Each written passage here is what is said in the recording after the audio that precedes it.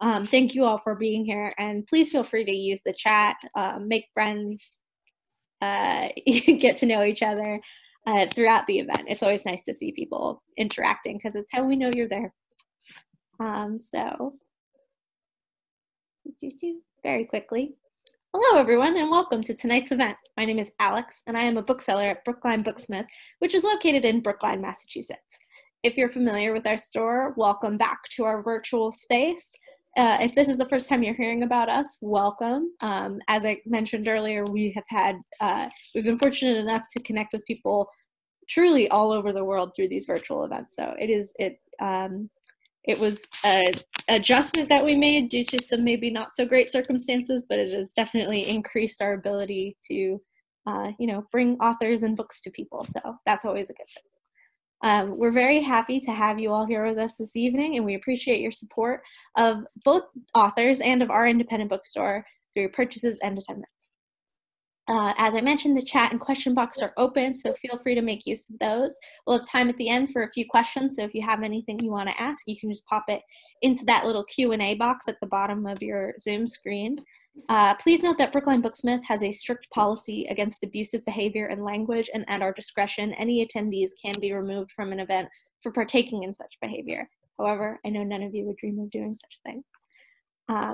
So very quickly, I'm going to introduce the two lovely authors we have with us here tonight. First up, we have moderator Stona Fitch, who also writes as Rory Flynn, and is the author of the books Dark Horse, Third Rail, and Printer's Devil. He's also the founder of the Concord Free Press, which is a very cool little institution. If you don't know the Concord Free Press already, you should absolutely look them up after this event because they bring amazing books to the world. So. Thanks. Yeah, of course. We're big fans, and it's a little locally biased, but we can that's okay. It's a free press. So, okay. So yeah, thank you so much for being with us here tonight. And of course, the author of the hour, we have Russell Banks, who is twice a finalist for the Pulitzer Prize, and a former bookseller of Brookline Booksmith, which are both huge accomplishments. Yeah, they've never left. One of America's most prestigious fiction writers, a past president of the International Parliament of Writers, and a member of the American Academy of Arts and Letters. His work has been translated into 20 languages and has received numerous prizes and awards, including the Commonwealth Award for Literature. Currently lives in upstate New York and Miami, Florida, both. And tonight we are here to celebrate his new book, Foregone, which is a searing tale of memory, abandonment, and betrayal. It is told in a very unique style, which I'll let Russell and Stona kind of get into and tell you more about. It's very cool, though. So it is such a pleasure to have them both with us tonight, and without further ado, Stona and Russell. This is the part where everybody would clap if they were here. Applause. Thank you, Alex. Oh, hey, Russell. Hey, good to see you. Good to see you, Stona, again. Good to see you. Thank you. Thanks for joining us. And thanks to Brookline Booksmith, of course, innovating, evolving. And they did mention that Russell was an employee briefly. And if you don't mind, Russell, would you expand on that just quickly, your short story of your tenure at the Brookline Booksmith?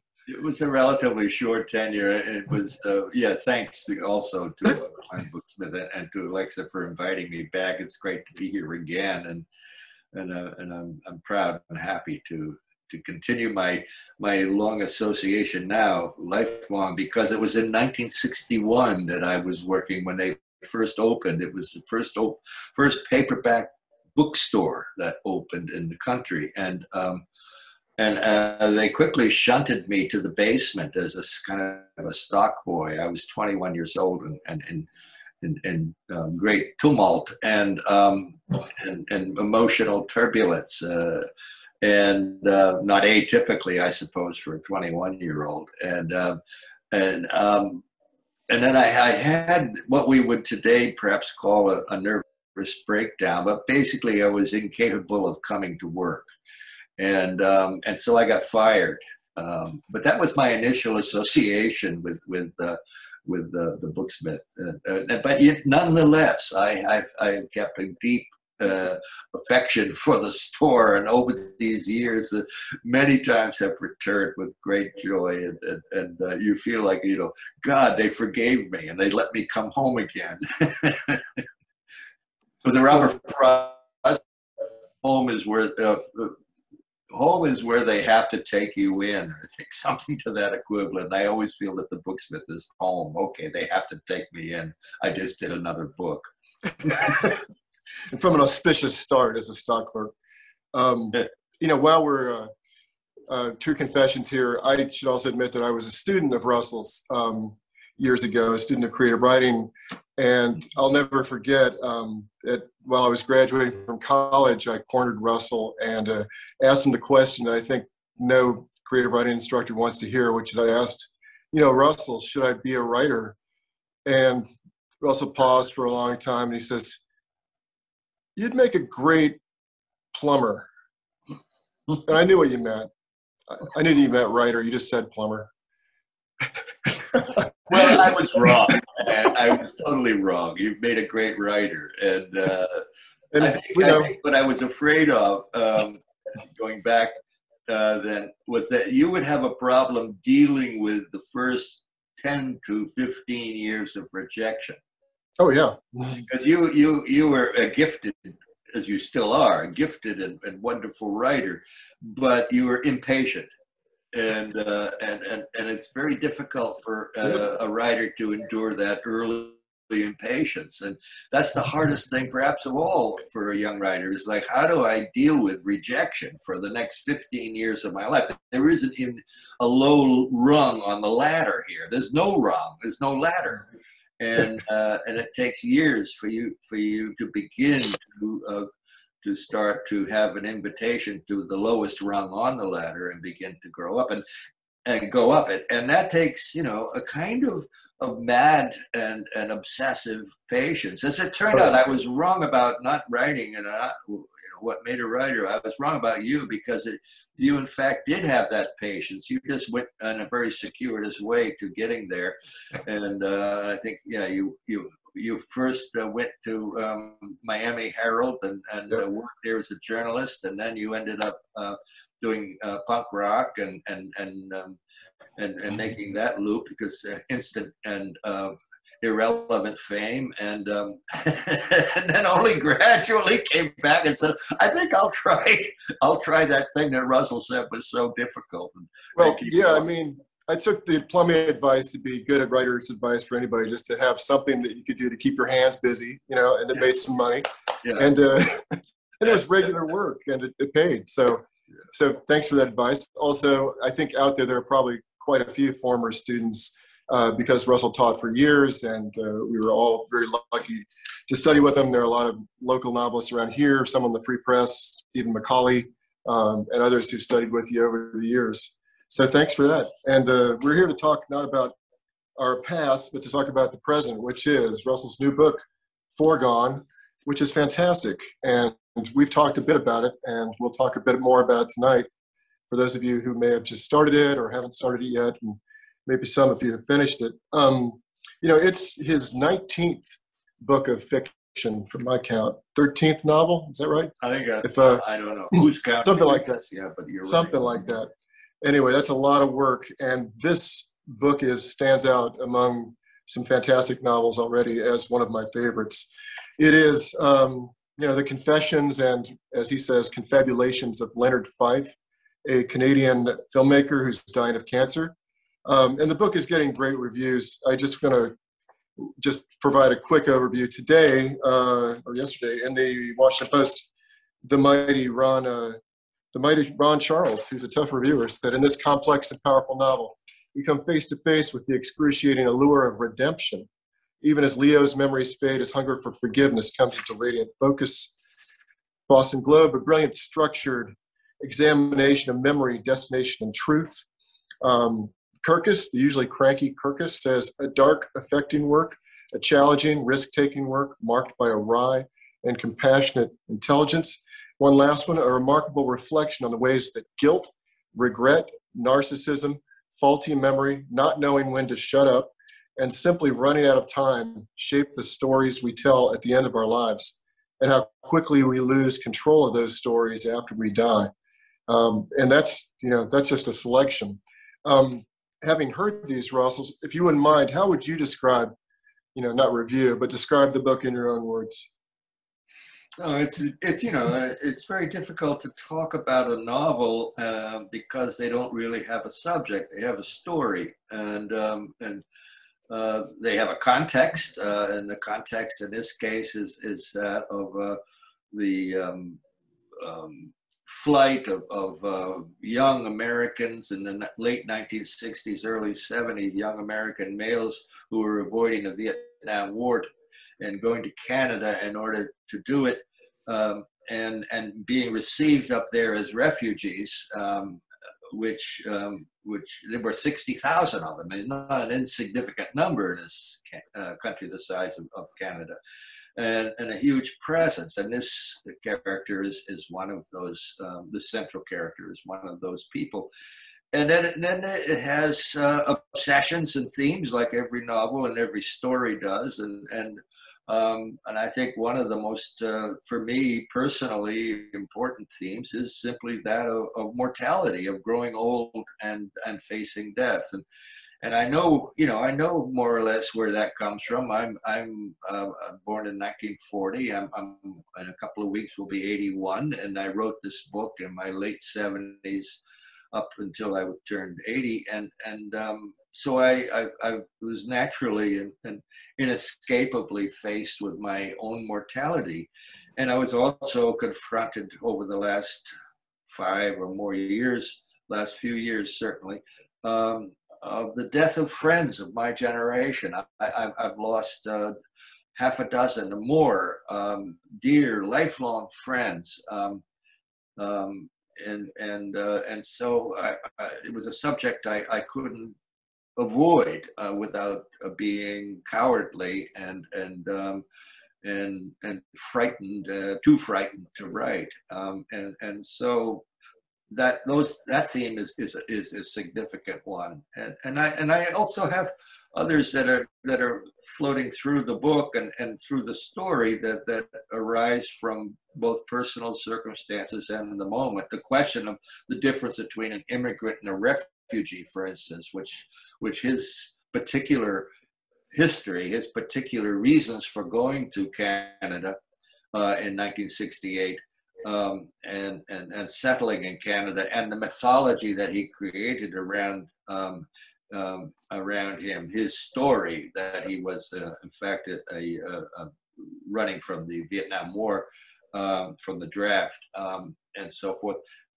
That too is something I lived through in my own youth to a great degree, and my connection to Canada has always been more than marginal. It's been a really significant part of my life because my father's Canadian and 3 of my grandparents are Canadian, and they emigrated south, and not as refugees by any means, but as poor people looking for work, and in the 1930s, and so I've always felt very attached to that part of my family history and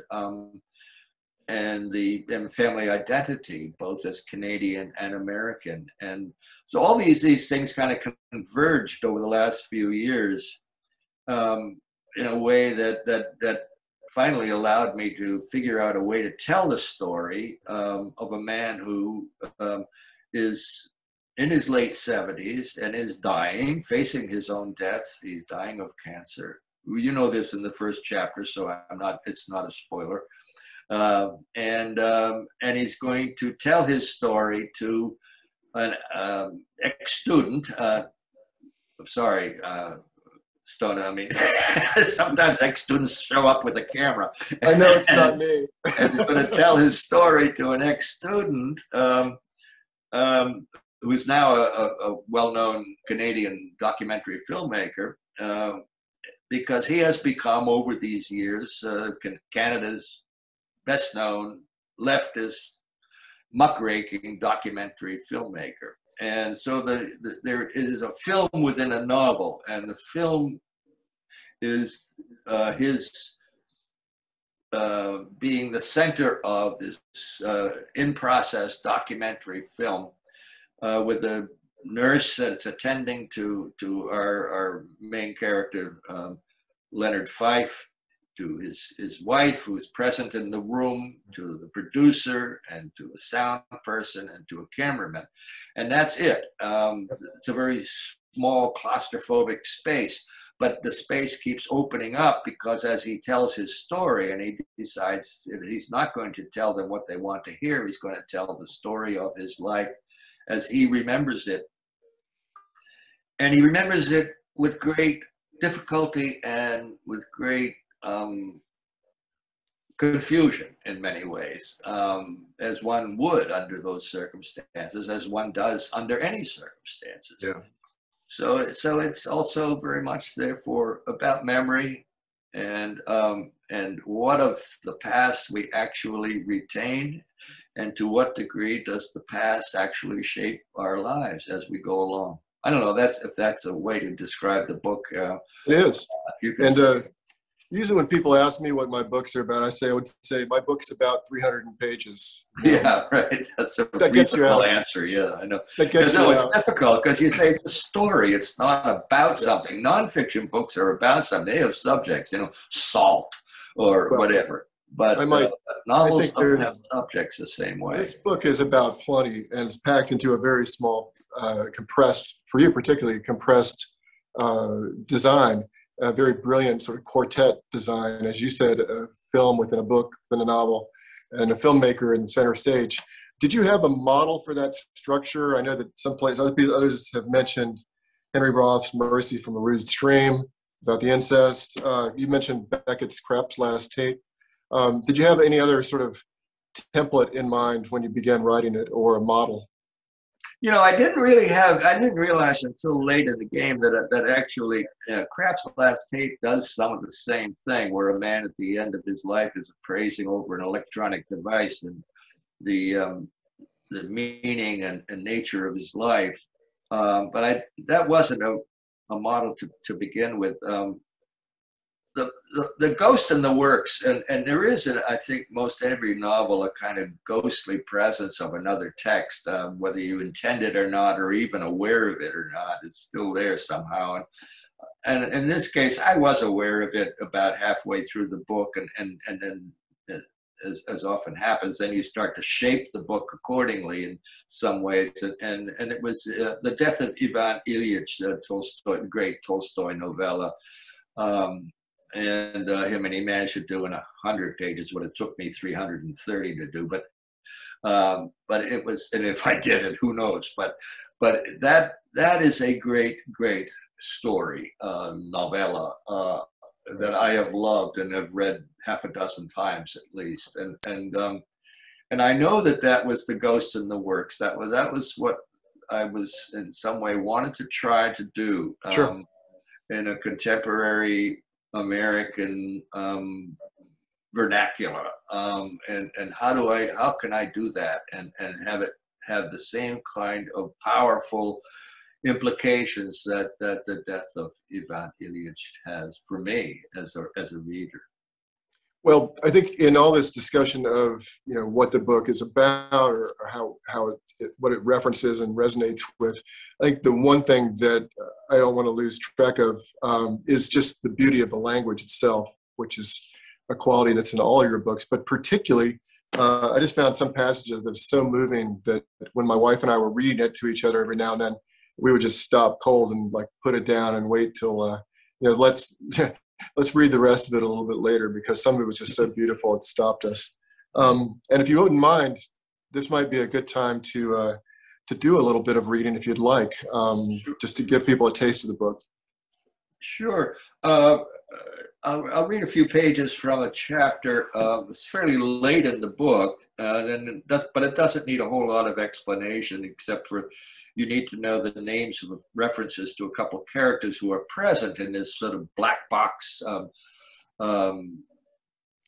filming that's going on, and there's a reference to a character Vincent, who's the cameraman, and a reference to Emma, who is Leonard Fife's wife, who was present, and then a couple of others. But I think the context tells you everything. But so here's about 2.5 pages of it. It's late, as I say, but it'll give you some sense of the tone and intentionality, I think, of the book, I hope. Okay. Vincent says he needs to let the camera cool again and the mic is turned off, but Fife keeps talking to Emma as if he's still on camera and being recorded. He says that the end of his or anyone's childhood is not a threshold that is stepped across and afterwards marks the beginning of adulthood. It's not a point in a life's timeline. You can't identify the end of childhood, he tells her, because it never really ends. Fife himself hasn't got to the end of his yet. It's still happening, even now in his late 70s while he draws his dying breaths. There's no such thing as the end of childhood, he says to Emma. It's only innocence, infancy, that actually comes to an end. That's when childhood begins. And childhood is a region, not a marker. And it is vast and extends even into old age and death. It's like a coastal marsh between the land and the sea, he explains. It's a zone of dwarfed trees and mudflats and estuaries where waters flow back and forth in opposite directions, following the pitch and fall of the land and the phases of the moon and the shifting patterns of the winds. One has to distinguish between childhood and what's called innocence, he tells her. Fife says he believes in innocence no more than he believes in the end of childhood. If it's anything at all, he says, it isn't much. Innocence is that brief time in one's earliest life when one's knowledge of the world has no ethical strut, let alone an ethical base. If you're looking for the moral meaning of your life, he says, it's useless to go there for it. There's no moral meaning in what people call innocence. He says that a person who wants redemption must return instead, not to innocence, but to the beginning of one's childhood, where one's actions first acquired moral meaning and come forward from there. In seeking redemption for your sins, as Fife claims to be doing, you have to examine your life's continuum back to the point in time when your ethical base first appeared like a firmament between the firmaments. When what you know about the world and the way you acquired that knowledge became for the first time in your life a consciously willed thing. It's the day you ate the apple from the forbidden tree. And from that day forward, for the rest of your life, you alone control the nature and purpose of your moral evolution. You have to return to when the shape of your morality became for the first time your own creation and not something designed and enforced by your parents or teachers or a priest or a god or any other authority, real or imagined. You have to return to where you first started navigating with a map of your own making, losing your way from time to time and correcting your course as you go along. Emma says, I understand. Malcolm says, I'm glad someone does. Maybe I'll understand it later when I've watched this footage in the editing room. You always see and hear stuff in the editing room that you missed completely during the actual filming. Speaking of innocence, Malcolm is reminded again of Fife's film, Suffer the Innocents, the one about Bishop McCann from Antigonish. He watched it for maybe the 5th time the other night prepping for this interview. The footage of McCann's Ottawa trial and sentencing for possession of over 600 photos and dozens of clips and videos on the bishop's computer of kiddie porn, some of them S&M. He wanted to despise McCann and be repulsed by him. And up to that point had no trouble doing it. The man was beyond disgusting. He was evil. But for the first time, for a few moments there, Malcolm felt something like compassion for the old guy. It wasn't how McCann looked, pasty-faced and rumpled and slump-shouldered, a thoroughly, deservedly humiliated man. It was mainly because of Fife's VO, the quiet baritone voiceover that you hear just before the sentencing, where Fife quotes from the Old Testament, the verse from Leviticus, he forgets which one. Fife says, it's Leviticus 20, verse 2. say to the Israelites, any Israelite or any foreigner residing in Israel who sacrifices any of his children to Moloch is to be put to death.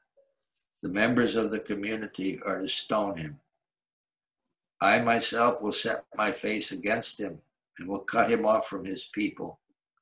For by sacrificing his children to Moloch, he has defiled my sanctuary and profaned my holy name.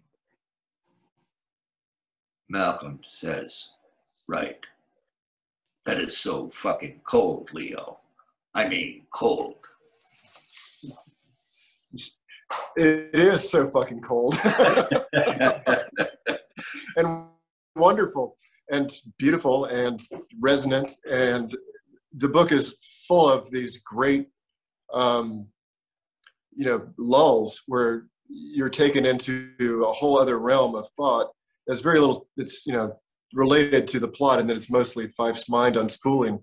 But they're just so beautiful. And thank you for reading that one. I know it's hard to read something that doesn't have a lot of plot going on, but that's a particularly beautiful passage. And thank you for reading it. Well, it also, I hope that it kind of points to his obsessions, which have to do with the possibility, the desire for, and the possibility, or maybe the impossibility of redemption, right. Forgiveness, yeah. And so in order to obtain forgiveness, you've got to confess your sins. Well, and Fife is clearly no innocent. I mean, could you, for the audience, explore Fife a little bit? And the book is a full exploration of him, but just provide a who is Leonard Fife in a nutshell. Well, he's an American born in the 1942, I think. I dated it, and who grew up working class and slightly depressed family, and then tried to break himself free of that and invent himself as an artist, and married young, and then abandoned his first wife and child, and then married again, and then abandoned his second wife and child, and on the way managed to cross over into Canada. And you learn all this in the first couple of chapters, where he becomes eventually a major cultural figure in Canada as a muckraking kind of leftist and very inventive filmmaker, documentary filmmaker. He's, I think, referred to at one point, sort of the Ken Burns of the North, and so on. But and now here he is at the end of his life, recapitulating and reevaluating and asking for both understanding and finally, in the end, the opportunity to truly love his wife, whom he has now been with for 40 years at the end of his life. So it's an attempt of a man to achieve both self-understanding and self-forgiveness, and understanding and forgiveness from those whom he has so wounded through his deception, his lies, his compulsion to betrayal and abandonment. Right. Well, all of that in just a few hours when you get down to it. All of that has to happen because he's in a rush. He's on a deadline. As a lot of the reviewers have pointed out, and certainly as anyone who knows you has pointed out, there is some parallels between you and Fife that are clear and some that are unclear. You've been involved heavily in the film world. You obviously know that world really clearly.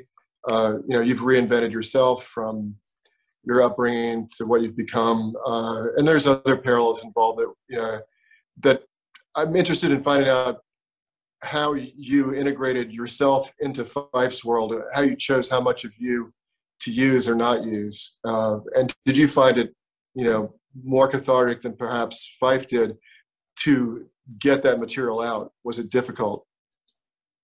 Well, it wasn't all that difficult. Obviously, there are many parallels to Fife's life and my own.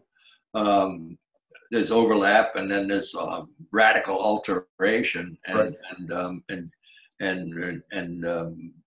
reinvention of events, episodes, and people. But that occurs in every work of fiction, regardless of how close it ties itself to the author's life. I mean, regardless of what of that connection, you're still making a work of fiction, and you're subjecting your writing to the tensions and the needs and the craft and the discipline of fiction, of story. And my life personally is merely episodic. It's not a story. I would have to totally remake it in order to make it into a story.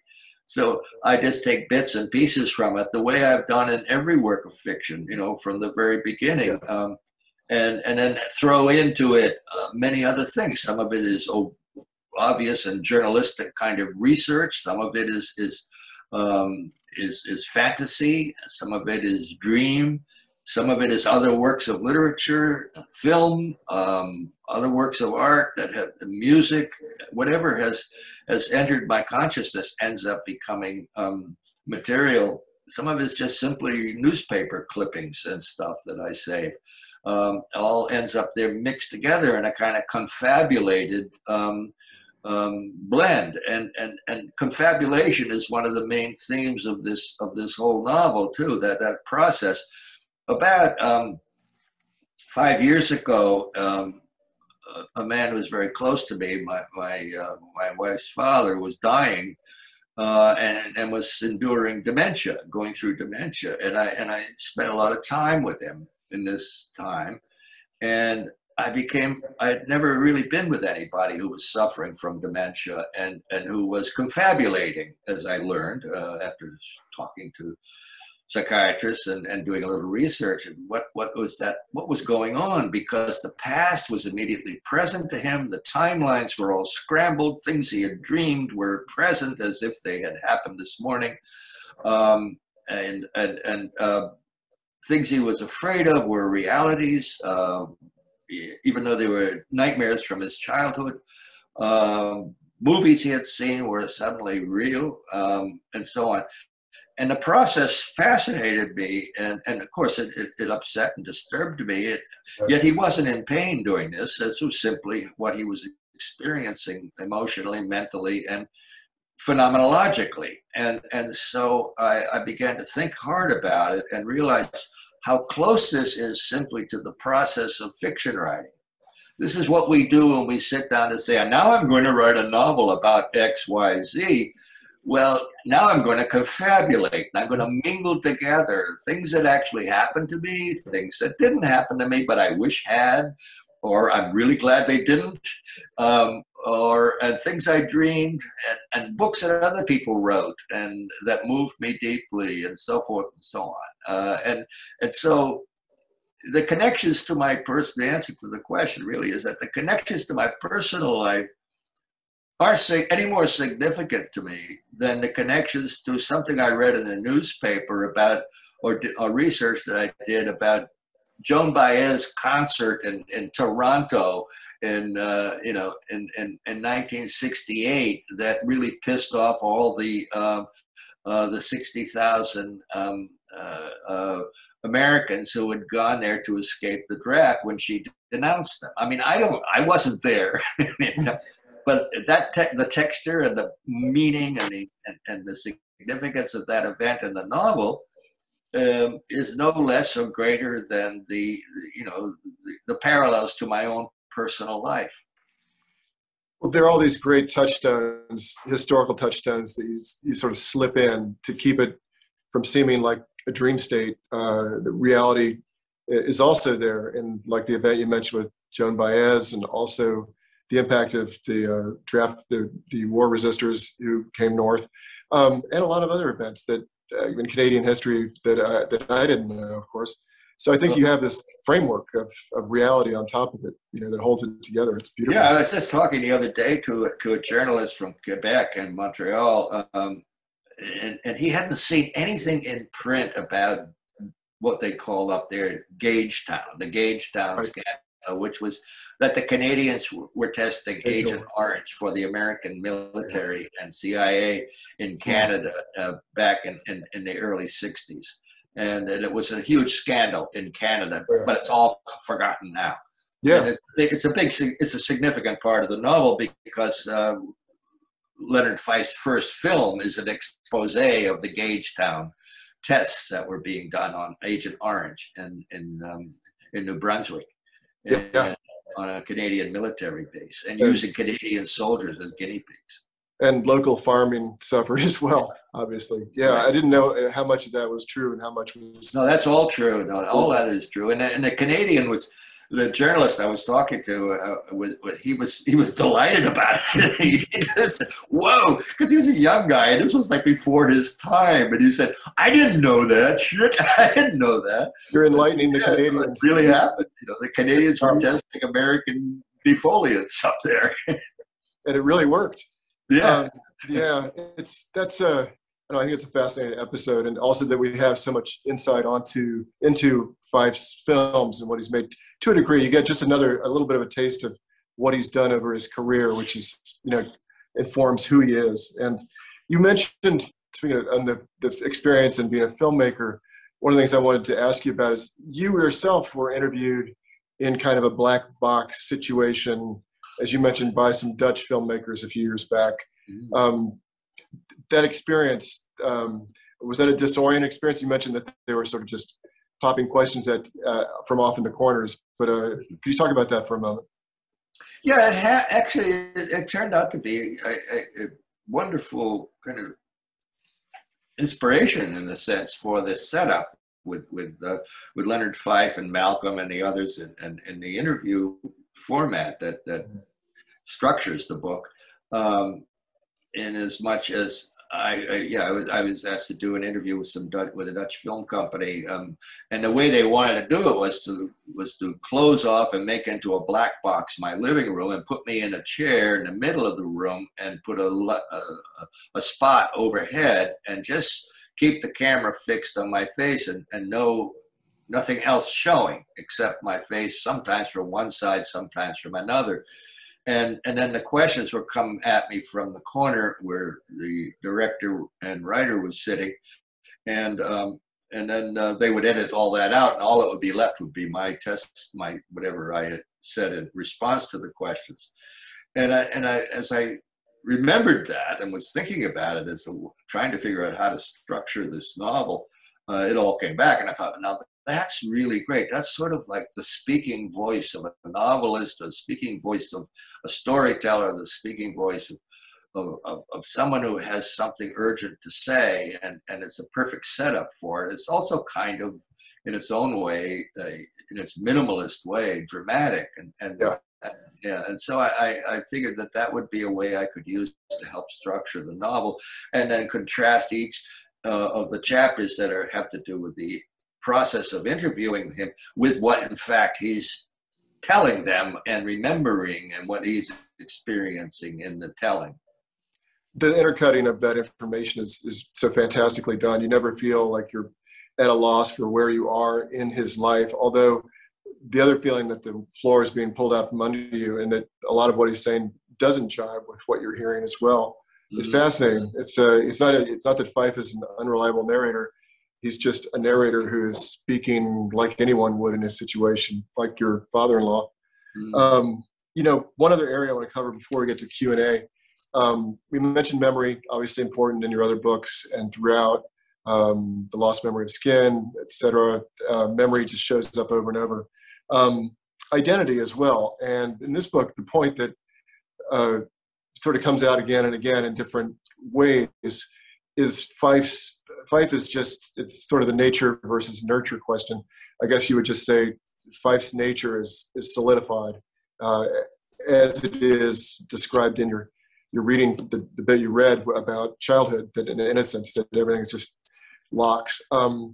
And the immutability of identity, the fact that it doesn't really change. Fife does the same mistake over and over pretty much. Can you speak to identity a bit more in relation to Fife, but also in how you chose to use it in this novel?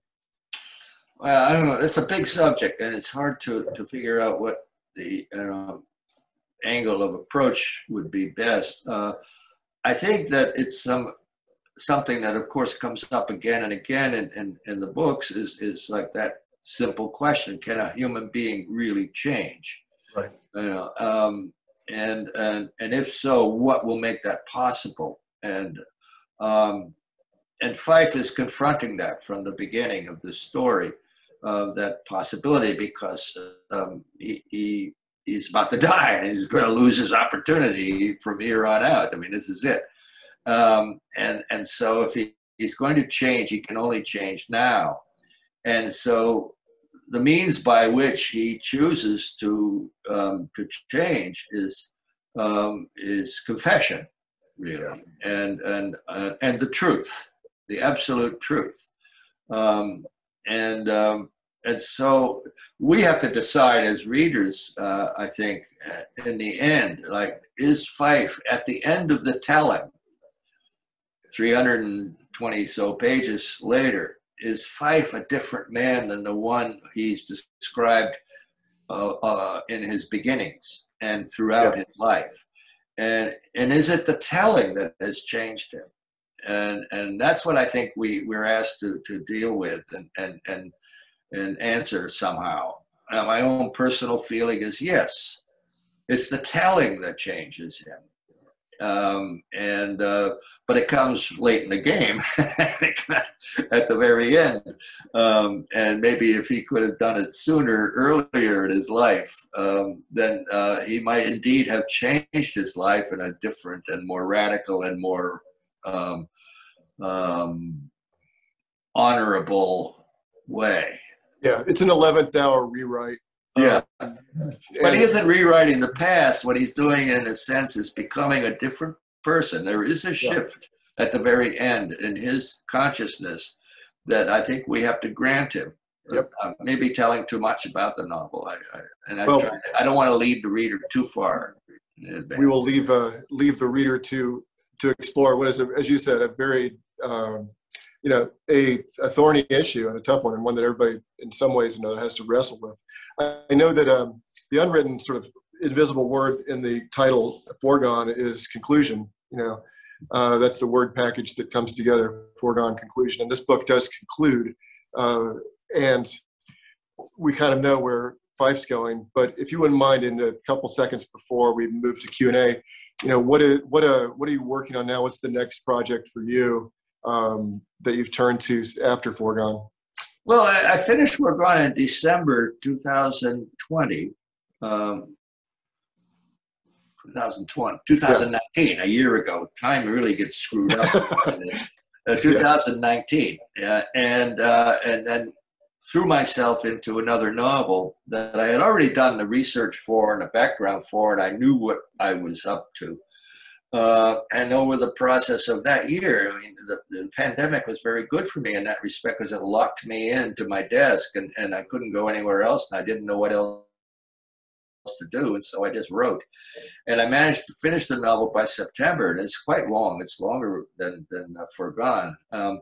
It's called The Magic Kingdom, and it's and so that is done and in, and even edited, and probably it will be out next spring, in March 2022.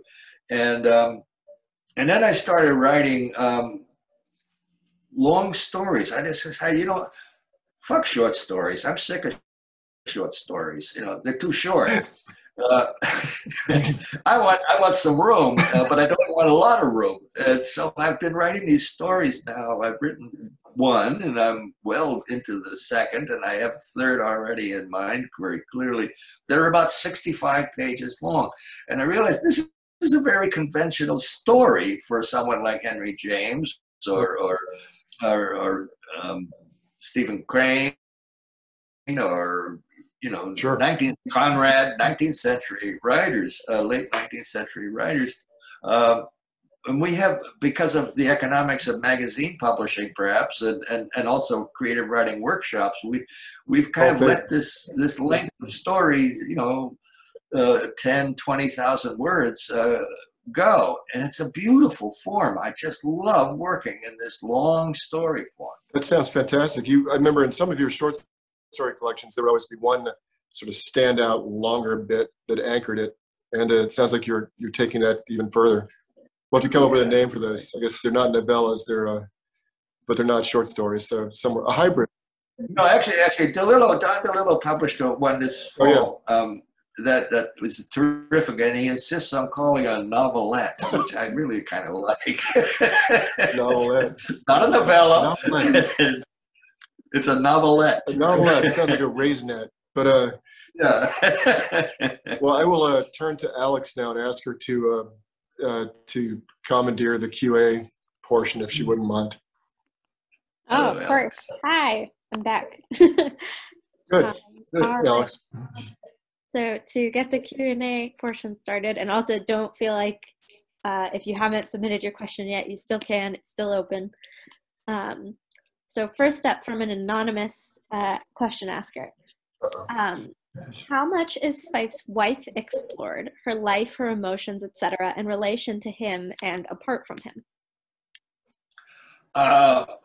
Emma is her name, and she's a significant character, and she starts appearing gradually and then increasingly as it goes along. She was a student of his at Concordia College in Montreal when he was teaching film, and she was married at the time, and she had 2 children, and he started a love affair, and she abandoned her husband and her children in order to be with him, with Fife.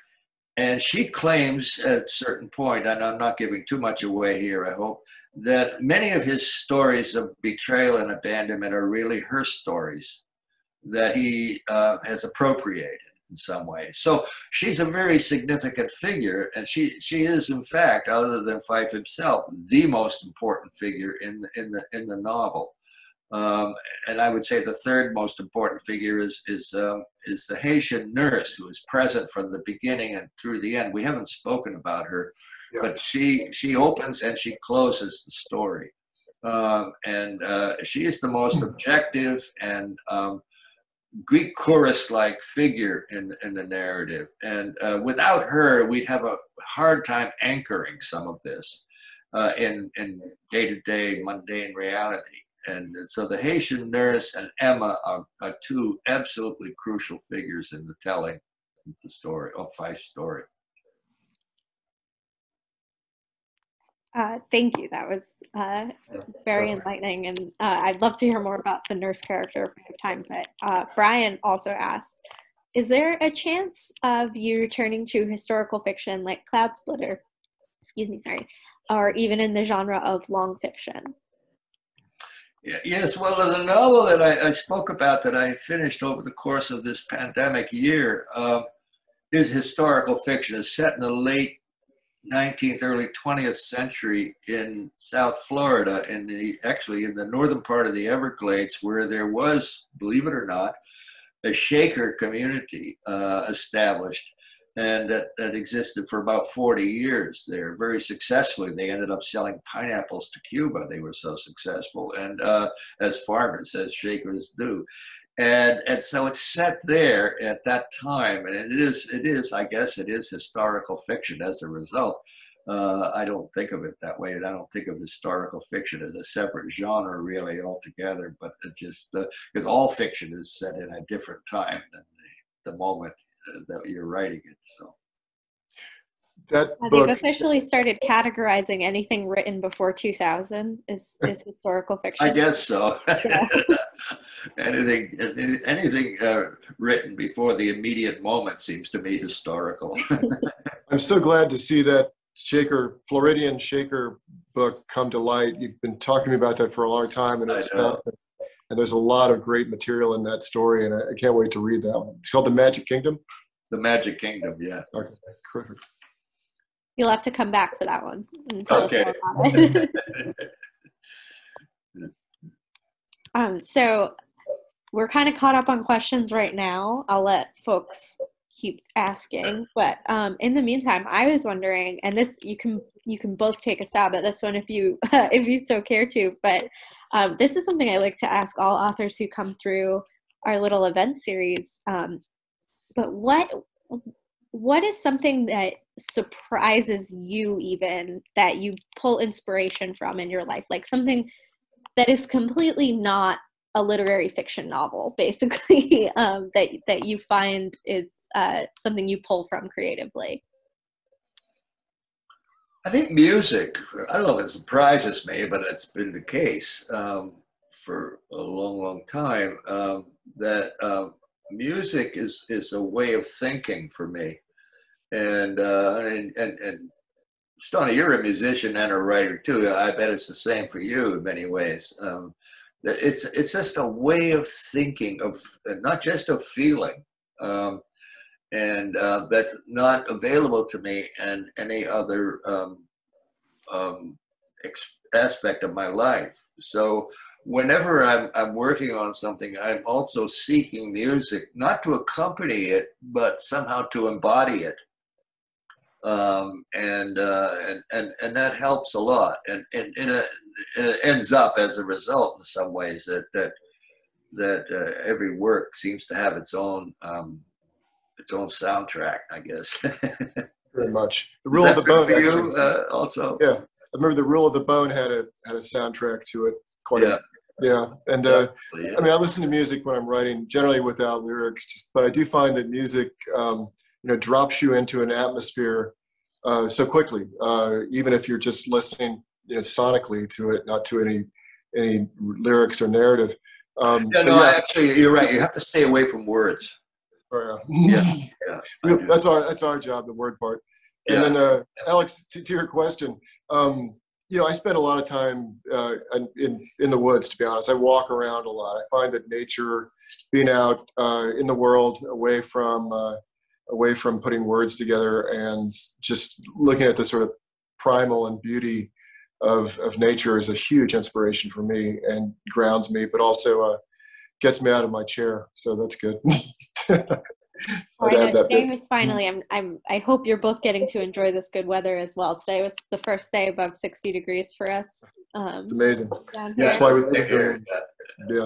Yeah, I took a nice long walk. So, there you go. Yeah. No, that's great. I like to ask that question because I feel like oftentimes, authors get asked a lot, like, what creative books do you recommend? What other, what similar media do you think I would like if I like your books? But I think a lot more goes into writing a book than just other books. So listen to music and go for a walk. Yeah. And those are good habits just to have. Joe asks, have you considered a memoir?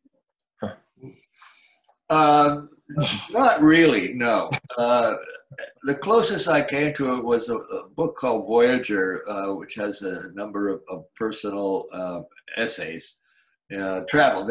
It's called travel writings, and they are about my travels over my life, and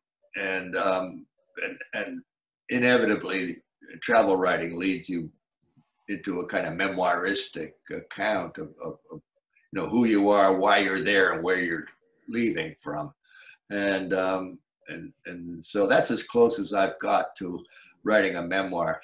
And I've never been interested in trying to put my own life down in that kind of a narrative format. It just doesn't attract me. It would embarrass me, I think, and to spend that much time and attention on my own life. I'll leave it to someone else to do. How about you, Stone? Have you ever considered it? No way. Same deal. I ruthlessly steal from my own life and transform it into something else. And what's left behind, it's just bits and pieces, and I don't really care to try to tack them all together. Russell, in the first line of your travel writing book, Voyager, is a great memoir opening line, if I recall. I don't know if I have it right in front of me, but it's something to the extent that a man who has 3 wives has a lot of explaining to do. No, a man who's been married 4 times has a lot of explaining. That opens it, yes. Okay. Well, so that's no ordinary. Begins the explanation. That is no ordinary travel story then. So a lot of explaining. I think we all have a lot of explaining to do. Yeah. I think that's wonderful, though. And I think travel writing has always been a little immersed in memoir. If you look all the way back to, as long as that genre has existed. Oh, yeah. No, Herodotus begins it, yes. Yeah, exactly. That's actually a great example. No, totally. Herodotus was sort of writing his own story. Okay, let's see. Sorry, got to clear that one out. Oh, this is just a comment from an anonymous attendee, but they say, love Scruffy the cat. Oh, Lord. No matter how long I am a writer and write books, there will be someone in the audience who pops in with a Scruffy the cat memory. Thank you. We were a band that played every college in the entire world. So if you went to college or were near a college, you encountered us. In fact, one of Russell's daughters, one of them used to show up and get in for free by saying, I know Stona, I'm Russell Banks' daughter. And then other people heard her say that. And then every time we played in New Hampshire, like hundreds of people would claim to be Russell's daughter to get in for free. And I didn't know, maybe they all were, for all I know. I mean, being married 4 times, there could be hundreds. That could maybe be a novel scene. That's the opening. Yeah, so if you ever want to get in free, you know the line to use. Funny. That's from Maya. I know who it is. I had no idea about this, but I think if it's true, it's amazing. Did the Rule of the Bone also come with a temporary tattoo? It did. The first edition. It with the crossed bones that the character gets for his first tattoo in the story, and it looks a little like that one, but it's with bones. Yeah, it's close to it, but not quite. And my wife Chase Twitchell, poet and all, she said, if you package this with just a little temporary tattoo with the crossed bones, it'll become a very chic thing to own, and it's better than having the author's signature in some way. And she was right, and so it started circulating. And every now and then, if I do a reading or something, someone will come up with they've saved this little temporary tattoo. But then there are many others who come up with real tattoos that they put it on and liked it because it's a good looking tattoo, actually. That's a commitment. I will have to ask you one last question from me, Russell. If at this point right now you had to get a tattoo, what would it be of? What would it say something? Would it be an object? What would it be of? No, at this age, I have an old faded tattoo that looks like I got it in 1961 when I was drunk in New Orleans. And it's faded to that point. And every now and then, Chase, my wife, looks at it. She says, you ought to get that sharpened up. It's really, fading out as you get older and all. And I said, no, that's what I love about it, the fade.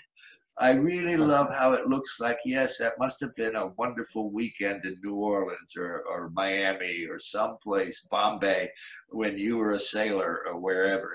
It has a legendary look to it. So, no, I wouldn't get a fresh tattoo, ever. But I won't replenish or revive the one that's on my arm now. There's a point in life where you begin to love the fade. Love the fade. I've got a faded pair of dice right here that I acquired in Portland, Maine at a bar, which is not a good way to get a tattoo. And it's faded, but it has another problem, which is their dice, they're on 7 for good luck. But over time, a sort of a non-malignant mole has inserted itself, making it 8. 8, not a good idea. And I can't do anything about it. Maybe 8 is your lucky number, and that's I guess so. 8's good. Letting you know. I'm okay with 8. Yeah. All right. Well, that about takes us right up to the hour. So I do want to thank you both so much for doing this. Delightful. I can't wait to see, what we can look forward to from both of you and from the Concord Free Press in the coming year. This last one was interesting. So I'm sure we all got a lot of fun, creative work in the future to look forward to. So Stona and Russell, thank you both so much for being here. Thank you to everyone who tuned in and everyone who asked questions. They were amazing. I'm sorry I didn't get to, there was one or two more, but we do stuff like this a lot. So you can come anytime. I'm sure Stona and Russell will be back around and happy to have you. Thank you, Alex. And thanks, Russell. Thank you so much. Thank you, Stona. I hope everyone has a lovely night. Thank you. Thank you. All right. Good night, everyone.